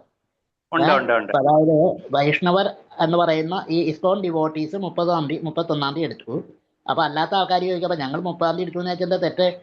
നമ്മളവരെ പറഞ്ഞ് തിരുത്താനൊന്നും പോകുന്നില്ല. പക്ഷേ അപ്പൊ 30-ാം തീയതി ധാന്യങ്ങൾ കഴിക്കാൻ പാടില്ലാത്ത ദിവസമാണല്ലോ ശരിക്കും 31-ാം തീയതി. അപ്പൊ കലണ്ടർ ശാസ്ത്രം എന്ന് പറഞ്ഞ കലണ്ടർ, ഇപ്പൊ ഈ കലണ്ടർ ആയാലും വൈഷ്ണവ കലണ്ടർ ആയാലും നമ്മൾ ഫോളോ ചെയ്യുന്നു എന്നുള്ളത് ശരി. രണ്ട് തെറ്റാന്ന് പറയാനുള്ള അധികാരം നമുക്കില്ലല്ലോ. ഒന്ന് ശരി ഒന്ന് തെറ്റുന്നത് നമുക്ക് പറയാൻ പാടില്ല. അല്ല ഇത് അത് അതുകൊണ്ട് പറയാൻ ചോദിച്ചു പറഞ്ഞിട്ടുണ്ടല്ലോ, കൃഷ്ണ ഇങ്ങനെ നടക്കുന്ന തെറ്റുണ്ടെങ്കിൽ ക്ഷമിക്കാം. മിക്കവാറും ദിവസങ്ങൾ, മിക്കവാറും ഏകാദശിയിൽ ഇങ്ങനെ സംഭവിക്കാറുണ്ടല്ലോ. രണ്ട് ഏകാദശി വന്നിട്ട് രണ്ടാമത്തെ ഏകാദശി ആയിരിക്കും, അതായത് സന്യാസി ഇവര് വന്ന് ഭൗതികമായിട്ടുള്ള ആഗ്രഹത്തോടെ എടുക്കുന്നത്, മറ്റേത് വന്ന് ഒരു എന്താ നമുക്ക് വന്ന ഇനി ഒരു ജന്മം ഇല്ല എന്ന ഒരു രീതിയിൽ എടുക്കുന്ന, അങ്ങനെയും പറയുന്നുണ്ട് ഇതിന്. അവര് വന്ന ആ ഭൗതികമായിട്ടുള്ള ആഗ്രഹത്തോടെ എടുക്കുന്നതാണ് എന്നും പറയുന്നുണ്ട്. ഹരേ കൃഷ്ണ, ഇത് ഞാൻ കേട്ടിട്ടുണ്ട്. എനിക്ക് തോന്നുന്നു സ്വരൂപ് പ്രഭുവിന് കൃത്യമായിട്ട് പറയാൻ പറ്റും. മലയാളികളുടെ ഏകാദശി നോക്കുന്നത് ധാന്യം കഴിച്ചോണ്ടാണ്. അവർ 30-ാം തീയതി നോക്കിയാലും 31-ാം തീയതി നോക്കിയാലും അവർ ധാന്യം കഴിക്കാറുണ്ട്. ഗോതമ്പ് കഴിക്കുക, ഒരു അരി മാത്രമാണ് കഴിക്കാതിരിക്കുന്നത്. അതെ അതെ അതെ അതെ മലയാളികൾക്ക് അങ്ങനെ ഒരു പ്രത്യേകത. ഗുരുവായൂർ ഭക്തന്മാരൊക്കെ അവിടെ കഞ്ഞി കൊടുക്കുമ്പോൾ അത് കുടിക്കുകയും ചെയ്യും. ഇസ്കോൺ ഒഴിച്ച് എല്ലാവരും ഗോതമ്പ് കഴിക്കുമല്ലോ ഏകാദശി ദിവസം, ആ അരി ഒഴിവാക്കി. സ്വരൂപ് പ്രഭു അത് അരി എന്തെങ്കിലും മാത്രമേ കേരളത്തിൽ ധാന്യമുള്ളൂ, അതാണ്. സ്വരൂപ് അങ്ങനെയാണ് ചിന്താഗതി. ഹരേ ഹരേ കൃഷ്ണ. കൃഷ്ണ. ഇത് വലിയ ചർച്ചയാക്കേണ്ട കാര്യമല്ല. നമ്മൾ ഒരു സൊസൈറ്റി ഇങ്ങനെ ഫോളോ ചെയ്ത് പോകുന്നുണ്ട്. 31-ാം തീയതി നമുക്ക് അനുവദിച്ചേക്കുന്നത്, നമ്മളിത് എടുക്കാം. ഒരു ഏകാദശി എടുക്കാത്തവരെ 10,000-കണക്കിനുണ്ട്. നമ്മൾ കുറച്ചു പേര് മാത്രമേ ഉള്ളൂ ഏകാദശിയൊക്കെ ഫോളോ ചെയ്യുന്നവര്. അപ്പൊ എടുക്കാത്തവരും ഉണ്ട്. 30-ാം തീയതി എടുത്തവരും എടുത്തോട്ടെ. അറിഞ്ഞവര് അറിഞ്ഞ കാര്യം മാത്രം ശരിയെന്ന് തോന്നിയത് മാത്രം ചെയ്യുക. നമുക്ക് തന്നിട്ടുള്ള ഇൻസ്ട്രക്ഷൻ നമ്മൾ ഫോളോ ചെയ്യാതെ ഇസ്കോണിന്റെ ഇത് വൈഷ്ണവ കലണ്ടർ ഫോളോ ചെയ്യുക, അത്രയേ ഉള്ളൂ. നമുക്ക് ഗുരുവുണ്ട്, ആചാര്യന്മാരുണ്ട്. നമ്മളെ ഗുരു ആചാര്യന്മാര് പറഞ്ഞത് നമ്മൾ ഫോളോ ചെയ്ത് പോവാ, മറ്റുള്ളവരെ വിട്ടേക്കുക. ഹരേ കൃഷ്ണ.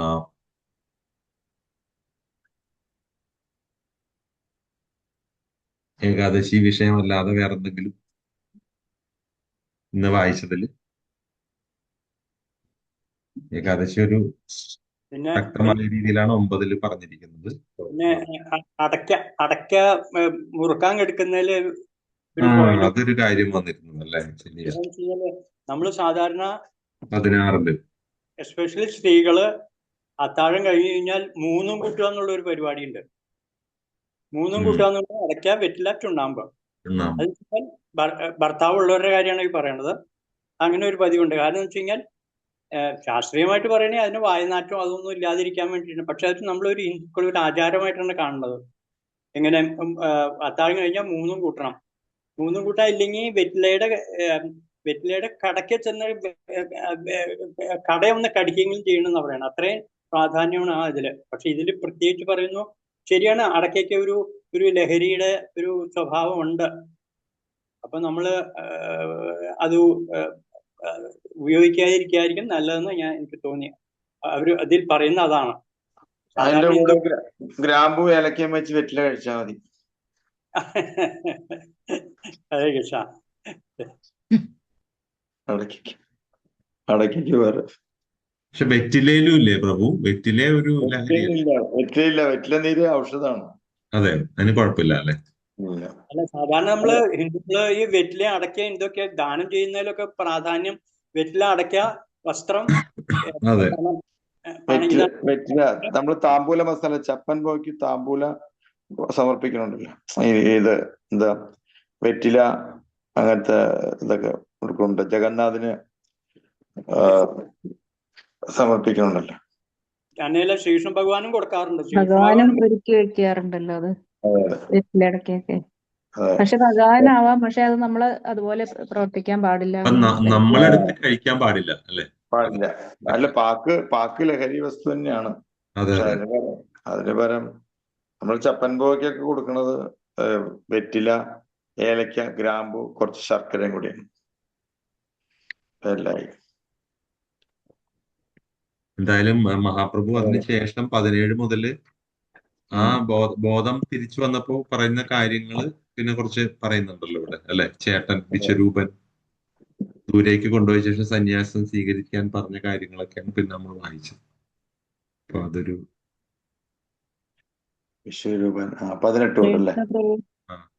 14-ല് മറ്റേ സന്യാസം കലികാലത്തില് ചില കാര്യങ്ങൾ നിഷിദ്ധമാണെന്ന് പറഞ്ഞിട്ടുണ്ട്. അതില് സന്യാസം സ്വീകരിക്കുന്നത് പാടില്ല എന്ന്. പക്ഷെ അത് എടുത്തു പറഞ്ഞിട്ടുണ്ട്. അത് മായാവാദ വിഭാഗക്കാരുടെ സന്യാസമാണ് പാടില്ലാത്തത്. സ്വീകരിക്കരുതെന്ന് പറഞ്ഞു.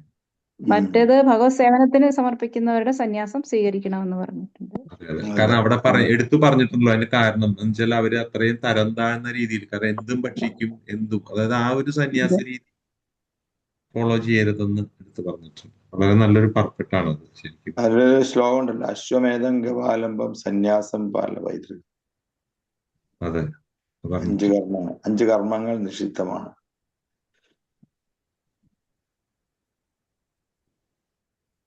ഇതിൽ 5 കാര്യത്തിൽ സന്യാസം മാത്രമേ നമുക്ക് സംശയമായിട്ട് നിൽക്കണുള്ളൂ. പക്ഷെ അതുകൊണ്ട് അത് വിശദീകരിച്ചിട്ടുണ്ടല്ലോ. മറ്റതൊക്കെ നമുക്ക് തീർച്ചയായിട്ടും നമുക്ക് അത് അവോയ്ഡ് ചെയ്യേണ്ട കാര്യങ്ങളാണ്. സന്യാസത്തിന്റെ കാര്യത്തില് പ്രഭുപാദ അതിന് പ്രത്യേകിച്ച് എന്താ എവിടെയോ എഴുതിയിട്ടുണ്ട്, എന്നാന്ന് എനിക്ക് ഓർമ്മ വരുന്നില്ല. ഉണ്ടത് സന്യാസത്തിന്റെ കാര്യത്തില് എന്തുകൊണ്ട് ഈ കലിയുഗത്തിൽ സന്യാസം സ്വീകരിക്കരുതെന്ന് പറയുന്ന കാരണം പറഞ്ഞിട്ടുണ്ട്. അപ്പൊ ഓർക്കുന്നില്ല അത്. ഇതില് പറഞ്ഞിരിക്കുന്നത് ഹരേ കൃഷ്ണ, ഹരേ കൃഷ്ണ. അത് പ്രഭുപാദ്ജി പറഞ്ഞിരിക്കുന്നത് എനിക്ക് തോന്നുന്നു പ്രഭുപാദ്ജി സ്ത്രീകളുടെയും പുരുഷന്മാരുടെയും ഒരു റേഷ്യോ പറയുന്നുണ്ട്. അപ്പോ പുരുഷന്മാർ പൊതുവെ കുറവാണ്. അപ്പൊ സന്യാസം കൂടി സ്വീകരിച്ചാൽ കുറെ സ്ത്രീകൾ സനാഥത്വം നഷ്ടപ്പെടും. അങ്ങനെ ഞാൻ എവിടെയോ വായിച്ചു. ഹരേ കൃഷ്ണ. ഹരേ കൃഷ്ണ. അങ്ങനൊരു റെഫറൻസ് ഉണ്ടോ? യെസ് മാതാജി, ഞാൻ ഒരു 2 ദിവസമായിട്ടുള്ളൂ. അത് എനിക്ക് തോന്നുന്നു നമ്മുടെ അല്ല അത് ഞാനും വായിച്ചായിട്ട് തോന്നുന്നു. ഭാഗവതത്തിലാണോ പുരുഷന്മാര് കുറവാണ്, സ്ത്രീകൾ പുരുഷന്മാര് കുറവാണ്, സ്ത്രീകൾ കൂടുതലാണെന്നുള്ളത് സത്യം തന്നെയാണ്. അതൊരു കാലഘട്ടത്തിലാണ് പറയുന്നത്. അല്ല, അത് എല്ലാ കാലഘട്ടത്തിലും ഇപ്പൊ ക്രോമസോം അനുസരിച്ച് ഇപ്പൊ XY ക്രോമസോം അനുസരിച്ച് സയന്റിഫിക്കലി ബയോളജിക്കലി സ്ത്രീകളാണ് കൂടുതൽ വരിക. അത് നാച്ചുറലി എല്ലാ സമൂഹത്തിലും, ഭ്രൂണഹത്യ ഇല്ലാത്ത സമൂഹത്തിലെല്ലാം സ്ത്രീകൾ തന്നെയാണ് കൂടുതൽ വരിക. അതുകൊണ്ടാണ് പിന്നെ ഏതാണെന്ന് പറയാം മാതാജി ന്യായീകരിക്കുന്നു. അതായത് അന്ന് 2-3 വിവാഹങ്ങളെ കുറിച്ച് അതാണ് പറഞ്ഞത്. അതുകൊണ്ട് അതിനെക്കുറിച്ചാണ് അല്ലാതെ സന്യാസവുമായിട്ട് ബന്ധമില്ല. കൂടുതൽ ഭാര്യമാരെ സ്വീകരിക്കുന്നതിന്റെ ഒരു റീസൺ ആയിട്ടാണ് അത് പറയുന്നത്. അതെ, അപ്പൊ സന്യാസം കൂടി സ്വീകരിച്ചാൽ ഇല്ല ഒരിക്കലും അല്ല. അത് സന്യാസം എന്ന് പറയുന്ന ആ ഒരു കോൺസെപ്റ്റ് ഇതുമായിട്ട് ഒരു ബന്ധം വരികയില്ല. അതിനൊരു എക്സ്പ്ലനേഷൻ വരില്ല. സന്യാസം എന്തുകൊണ്ട് പാടില്ല എന്ന് പറയുന്നത് കലിയുഗത്തിൽ അത് ഫോളോ ചെയ്യാനുള്ള ഒരു ബുദ്ധിമുട്ട് കൊണ്ട്, കലിയുഗത്തിന്റെ അവസ്ഥ അങ്ങനെയാണല്ലോ. ഇപ്പം വളരെ അല്ലെ, ഇപ്പൊ എന്തിനാണ് ഇപ്പൊ ഒരു മൊബൈൽ ഫോൺ എടുത്ത് നോക്കിയാൽ തന്നെ നമുക്ക് വളരെയധികം ടെംപ്ടേഷൻസ് ഉണ്ടാവും.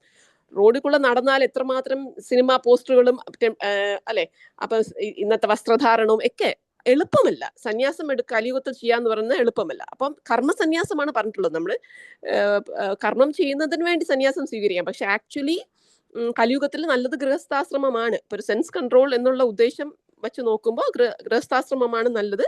സന്യാസം ഇസ് നോട്ട് ഈസി അല്ല എന്നുള്ളത് കൊണ്ടാണ് കലിയുഗത്തിൽ അത് വേണ്ട എന്ന് പറഞ്ഞിരിക്കുന്നത്. ഒരിക്കലും സ്ത്രീകളുടെയും പുരുഷന്മാരുടെയും കണക്ക് വെച്ചിട്ടൊരു കൺസിഡറേഷൻ അതിനില്ല. അങ്ങനെ ഒരു സംഭവം ഇല്ല.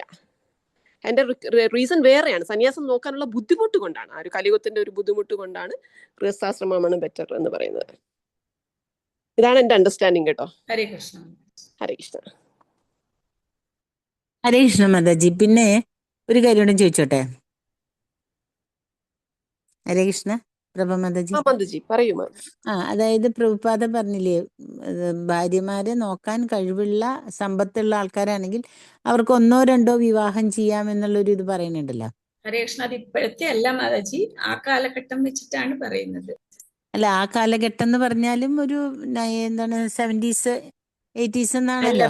പ്രഭുജിയുടെ കാലമല്ല ഉദ്ദേശിക്കുന്നത്. അത് വിവർത്തനമായിട്ട് ബന്ധപ്പെട്ട് രാജാക്കന്മാരുടെയൊക്കെ ആണെന്നാണ് എന്റെ ഒരു മനസ്സിലാക്കൽ. ഹരേ കൃഷ്ണ. ക്വസ്റ്റ്യൻ എന്തായിരുന്നു? അത് വിഷ്ണു പ്രേമാജി എന്താ ചോദിച്ചേ? അല്ല, പ്രഭുപാദ അങ്ങനെ പറയുമ്പോ അത് എന്താ പറയാ, ഇങ്ങനെ സമ്പത്തുള്ളവർക്കാണെന്നുണ്ടെങ്കിൽ പറ്റുകയാണെന്നുണ്ടെങ്കിൽ അവർക്ക് 1-2 വിവാഹം കഴിക്കാം എന്ന് പ്രഭുപാദ പറയുമ്പോഴേ, ഇപ്പൊ നമുക്കറിയാം പ്രഭുപാദ എന്താ ഉദ്ദേശിച്ചേക്കണെന്ന്. പക്ഷെ അത് പുറത്തൊരു ഒരു ആൾക്കാർ വായിക്കുമ്പോൾ, അതായത് പ്രഭുപാദ ബുക്സ് അത് വായിക്കുമ്പോൾ പെട്ടെന്ന് അത് സ്ട്രൈക്ക് ചെയ്താല് അത് ശരിക്കും ഒരു അതെന്ത് ഇൻഫർമേഷൻ ആയിരിക്കും മാതാജി കൊടുക്കുക? പക്ഷേ വേദിക് തത്വങ്ങൾ തന്നെയാണ്, അതിന് മാറ്റമില്ല. പക്ഷേ ടൈം പ്ലേസ് സർക്കംസ്റ്റൻസ് അനുസരിച്ച് ചില കാര്യങ്ങൾ നമുക്ക് നമ്മൾ അമേരിക്കയിൽ ജീവിക്കുമ്പോൾ അമേരിക്കയുടെ റൂൾസ് ഡ്യൂട്ടീസ് ഫോളോ ചെയ്തേ പറ്റുള്ളൂ. ഇന്ത്യയിൽ ജീവിക്കുമ്പോൾ ഇന്ത്യയിൽ സർക്കാർ പറഞ്ഞിരിക്കുന്ന കോൺസ്റ്റിറ്റ്യൂഷൻ അനുസരിച്ചൊക്കെയുള്ള നിയമങ്ങൾ പാലിച്ചേ പറ്റുള്ളൂ. അത് ടൈം പ്ലേസ് സർക്കംസ്റ്റൻസ് എന്ന് വെച്ചിട്ട് വേദങ്ങളിലുള്ള ചില കാര്യങ്ങൾ അത് നമുക്ക് മാറ്റി പറയേണ്ട കാര്യമില്ല. അതിലങ്ങനെയാണ് വേദിക് നോംസ് അങ്ങനെയാണ്. പക്ഷേ ഓഫ് കോഴ്സ് ഇങ്ങനെയും പ്രഭുപാദ് എഴുതിയിട്ടുണ്ട്. പിന്നെ നിങ്ങൾ ഒരു രാജ്യത്ത് താമസിക്കുമ്പോൾ ആ രാജ്യത്തിലെ നിയമങ്ങൾ പാലിക്കണമെന്നും എഴുതിയിട്ടുണ്ട്.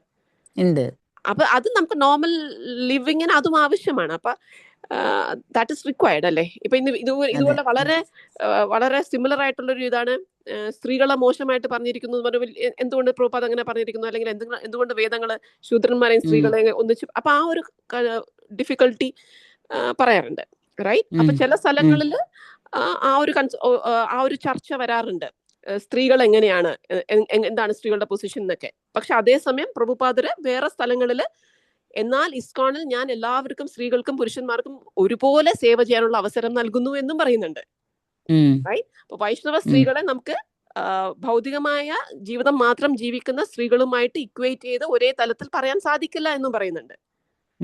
അപ്പൊ ഈ വ്യത്യസ്ത തലത്തിലുള്ള കൺസിഡറേഷൻസ് വരാറുണ്ട്, ആ ചർച്ചകൾ വരാറുണ്ട്. അതൊക്കെ തന്നെ ഒരു ഇൻ ദ കോണ്ടെക്സ്റ്റ് നമ്മൾ മനസ്സിലാക്കണം. എന്ത് കോണ്ടെക്സ്റ്റിലാണ് പ്രഭുപാദ് പറഞ്ഞിട്ടുള്ളത്.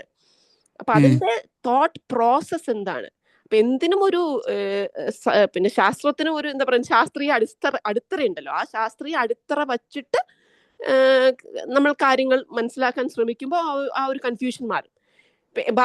എന്തുകൊണ്ടാണ് കൊച്ചിലെ വിവാഹപ്രായം പ്രഭുപാദിന്റെ സഹോദരിയുടെ ഒക്കെ 13 വയസ്സിൽ വിവാഹം കഴിക്കാത്തത് കൊണ്ട് ബുദ്ധിമുട്ടുന്നു എന്ന് പറയുന്നു അല്ലെ. അച്ഛന് ബുദ്ധിമുട്ടാണ്. അതേസമയം പ്രഭുപാദിന്റെ മക്കള് 16 വയസ്സിൽ വിവാഹം കഴിച്ചില്ല എന്ന് പറഞ്ഞിട്ട് പ്രഭുപാദിന് പ്രയാസമായി എന്ന് പറയുന്നുണ്ട്. ഇന്നിപ്പോ നമുക്ക് 21 വയസ്സാവാതെ വിവാഹം കഴിപ്പിക്കാൻ പറ്റില്ല അല്ലെ. അപ്പം ഇത് എന്തുകൊണ്ട് വേദിക് സ്ക്രിപ്റ്റേഴ്സിന് അങ്ങനെ പറയും. പിന്നെ വേദിക് സ്ക്രിപ്റ്റേഴ്സിലുള്ള ആൾക്കാരുടെ കോൺഷ്യസ്നെസ് ഇന്നില്ല. ആ കോൺഷ്യസ്നെസ്സും കൂടെ നമ്മൾ മനസ്സിലാക്കണമല്ലോ. ഇപ്പൊ സതി അനുഷ്ഠിക്കുന്ന കാര്യം, അപ്പൊ നിർബന്ധപൂർവ്വം ആ ഒരു കോൺഷ്യസ്നെസ് ഇല്ലാത്തപ്പോ ഒരു സ്ത്രീയെ പിടിച്ച് തീയിലിടാൻ പറ്റില്ലല്ലോ അല്ലെ. അപ്പൊ അങ്ങനെ കൺസിഡറേഷൻ പറയുമ്പോൾ വേദിക് സ്ക്രിപ്റ്റേഴ്സ് നമ്മൾ മനസ്സിലാക്കണം. അതിനോടൊപ്പം തന്നെ ടൈം പ്ലേസ് സർക്കംസ്റ്റൻസ് മനസ്സിലാക്കണം. പിന്നെ ഏറ്റവും പ്രധാനം ഞാൻ മനസ്സിലാക്കുന്നത് ഹിസ് ഹോളിനസ് ഭക്തിവിനോദ് സ്വാമി മഹാരാജ് എപ്പോഴും പറയുന്ന ഒരു കാര്യമാണ് പ്രിൻസിപ്പിൾ ആൻഡ് ഡീറ്റെയിൽ. അത് നമ്മൾ കൃഷ്ണ കോൺഷ്യസ്നസിലെ പ്രിൻസിപ്പിൾസ് നമ്മൾ കൃത്യമായിട്ട് പാലിക്കുക. ഉദാഹരണത്തിന് നാമജപം, പ്രസാദം കഴിക്കുക, ഇതൊക്കെ ഏറ്റവും പ്രധാനപ്പെട്ട നിയമങ്ങൾ. മറ്റ് നിയമങ്ങൾ ഇപ്പം ശാസ്ത്രത്തിലുള്ള ഏത് പ്രായത്തിൽ വിവാഹം കഴിക്കുന്നു, പിന്നെ സ്ത്രീകളുടെ ഈ പൊസിഷൻ കാര്യം, ഇതിൽ ഇപ്പൊ തന്നെ പറഞ്ഞ പോലെ എത്ര ഭാര്യമാരുടെ, ഒന്നിൽ കൂടുതൽ ഭാര്യമാരാകുന്നതിനെ കുറിച്ച്, ഇതൊക്കെ കുറച്ച് ടൈം പ്ലേസ് സർക്കംസ്റ്റൻസ് ഓറിയന്റഡ് ആയിട്ട് നമ്മൾ മനസ്സിലാക്കേണ്ട കാര്യങ്ങളാണ്, ഡീറ്റെയിൽസ് ആണ്. ആ ഡീറ്റെയിൽസ് നമ്മൾ തൂങ്ങേണ്ട കാര്യമില്ല. നമ്മൾ ഏറ്റവും പ്രധാനമായിട്ട് പ്രിൻസിപ്പിൾ എക്സാക്ട്ലി കലിയുഗത്തിൽ ബാക്കി ഒരു നിയമവും നമുക്ക് എളുപ്പം പാലിക്കാൻ പറ്റില്ല. നമ്മൾ ഇപ്പൊ 4 റെഗുലേറ്റീവ് പ്രിൻസിപ്പിൾസ് നമുക്ക് പാലിക്കാൻ പറ്റിയാൽ തന്നെ അത് വലിയ കാര്യമാണ്. ഇതിന്റെ അപ്പുറത്തേക്ക് നമുക്ക് കൂടുതൽ ഡീറ്റെയിൽ ആയിട്ട് ഇപ്പൊ സത്യയുഗത്തിലും ഒക്കെ പാലിക്കുന്ന പോലത്തെ കാര്യങ്ങൾ ഇപ്പം നമ്മൾ പാലിക്കണം എന്ന് പറഞ്ഞു കഴിഞ്ഞാൽ അതൊന്നും അത്ര പ്രാക്ടിക്കൽ അല്ല അല്ലെ. പക്ഷെ അപ്പൊ കലിയുഗത്തിലെ ജീവിത സാഹചര്യത്തില് ഇപ്പൊ ഈ മന്ദബുദ്ധികളായിട്ടുള്ള ഈ ഒരു അവസ്ഥ, മനുഷ്യരുടെ ഈ അവസ്ഥയില്, അല്പായുസുക്കളും മന്ദബുദ്ധികളായിട്ടുള്ള ഈ മനുഷ്യരുടെ ഈ അവസ്ഥയില് ചൈതന്യ മഹാപ്രഭു നമുക്ക് കാരുണ്യപൂർവ്വം സ്നേഹപൂർവ്വം തന്നിട്ടുള്ളത് ഹരിനാമ ജപം. അത് നമ്മൾ കൃത്യമായി പാലിച്ച് 4 റെഗുലേറ്റീവ് പ്രിൻസിപ്പിൾസും പാലിച്ചാൽ തന്നെ മതി. ബാക്കി ഡീറ്റെയിൽസിലോട്ട് നമ്മൾ പോകണ്ട. ഇപ്പൊ സ്വരൂപ് പ്രഭു നേരത്തെ പറഞ്ഞ പോലെ ഏകാദശിയൊക്കെ നമ്മൾ തലപുണ്ണാക്കണ്ട. ഗുരു ഇന്ന് നോക്കാൻ പറഞ്ഞാൽ ഇന്ന് നോക്കുക, ഫിനിഷ്. നമ്മൾ അതിൽ വിടുക. നമ്മൾ അതിന്റെ പുറകെ നമ്മൾ പോയി ഒരുപാട് കോംപ്ലിക്കേറ്റഡ് ആക്കണ്ട. കാരണം നമുക്ക് പറ്റില്ല. അത്രയും കോംപ്ലിക്കേറ്റഡ് കാര്യങ്ങളാക്കാൻ ഈ ഒരു കലിയുഗത്തിൽ പോസിബിൾ അല്ല. സിമ്പിൾ ആയിട്ട് ഹരേ കൃഷ്ണ മന്ത്രം ജപിക്കുക, 4 റെഗുലേറ്റീവ് പ്രിൻസിപ്പിൾസ് പാലിക്കുക, ഇത് മതി കലിയുഗത്തില്. കാരണം നമ്മുടെ അവസ്ഥ അതാണ്. ചുറ്റിനും നോക്കിയ സത്യസന്ധമായ അവസ്ഥ അതാണ്. ആ അവസ്ഥയും കൂടി മനസ്സിലാക്കിയിട്ട് വേണം എത്രത്തോളം നമ്മൾ വേദങ്ങളിൽ പറഞ്ഞിരിക്കുന്ന ഒക്കെ നമുക്ക് പാലിക്കാൻ പറ്റും ഡീറ്റെയിൽസ് എന്നുള്ള കാര്യം നമ്മൾ ചിന്തിക്കേണ്ടത്. മറ്റുള്ളവരിൽ ഇമ്പോസ് ചെയ്യാനും പറ്റില്ല. ഈ ബേസിക്സ് ഇല്ല. ആണ് നമ്മൾ ഇമ്പോസ് ചെയ്താൽ മതി, നാമം ജപിക്കാൻ പറഞ്ഞു കൊടുത്താൽ മതി ഉം. അല്ലേ. അപ്പൊ ഇത് ഹരീഷ്ണ സ്ഥലവും കാലവും അനുസരിച്ചിട്ട് അല്ലെ ഓഫ്കോഴ്സ് അത് മാതാജി? വളരെ പ്രധാനമാണ്. സ്ഥലവും കാലവും വളരെ പ്രധാനം. ഭഗവാൻ പോലും പ്രീച്ച് ചെയ്യുമ്പോൾ സ്ഥലവും കാലവും നോക്കിയിട്ടല്ലേ. ഇപ്പൊ ജീസസ് അതെ ക്രൈസ്റ്റ് അതെ വന്നപ്പോ അതെ. ജീസസ് ക്രൈസ്റ്റ് ഒരിക്കലും കൃഷ്ണൻ വേദങ്ങളിൽ പറഞ്ഞിരിക്കുന്ന എല്ലാം പറഞ്ഞില്ലല്ലോ. ഇല്ല. കാരണം അന്നത്തെ ആൾക്കാർക്ക് അത്രയും മനസ്സിലാവുള്ളൂ. അതുകൊണ്ടാണ് ജീസസ് ക്രൈസ്റ്റ് അത്രയും മാത്രം പറഞ്ഞത്. അപ്പം ഭഗവാൻ എപ്പോഴും വളരെ പ്രാക്ടിക്കലാണ് ഭഗവാൻ അല്ലേ, വളരെ പ്രാക്ടിക്കലായിട്ട്. അതെ അപ്പൊ മാതാജി. അതുകൊണ്ടാണ് കലിയുഗത്തിൽ ആൾക്കാർക്ക് വേണ്ടി നാമജപം തന്നത്. യജ്ഞം ചെയ്യാൻ പറഞ്ഞില്ല, വിഗ്രഹാരാധന ചെയ്യാൻ പറഞ്ഞില്ല, ധ്യാനം ചെയ്യാൻ പറഞ്ഞില്ല. നാമം ജപിക്കുക എന്ന് ഭഗവാൻ പറഞ്ഞത് കലിയുഗത്തിൽ ഇതേ നടക്കുള്ളൂ എന്നുള്ളത് കൊണ്ടാണ്. നടക്കുള്ളൂ. അതെ. Hare Krishna. Hare Krishna. Thank you Mataji. Hare Hari Krishna. Om. Hare Krishna. Thank you everyone. നമ്മുടെ സമയമായി. അപ്പൊ എല്ലാവർക്കും thanks. Prabhavi Mataji, special thanks for joining with us. അതെ, അപ്പോ ഇന്ന് ഗോപാൽ പ്രഭു ഇല്ലാണ്ട് പോയി എന്നുള്ളതാണ് നമുക്ക് ഇന്നൊരു പ്രഭു. ഗോപാൽ പ്രഭുവിന്റെ കുറവ് പ്രഭാവി മാതാജി ഇല്ല. അതെ, ഇന്ന് മാതാജി അത് അതായത് എല്ലാവരും നന്നായിട്ട് എല്ലാവരുടെയും അതെ അതെ നികത്തി എല്ലാവരുടെയും ഇന്ററാക്ഷൻസ് നല്ലതായിരുന്നു. Thank you so much Prabhu. Thank ു. പ്രണാം. ഓക്കെ, സോ നമുക്കിനി നാളെ വീണ്ടും കാണാം. നാളെ കാണാം. വാഞ്ചാകൽപതരൂപശ്ച കൃപാസിന്ധുഭ്യവ വൈഷ്ണവേ ഭ്യോ നമഃ. ഗൗഡി വൈഷ്ണവ ഭക്തവൃന്ദ की जय. श्रील प्रभुपाद की जय. गुरुदेव की जय. निताय गौर प्रेमानंद जय. हरि हरि बोल.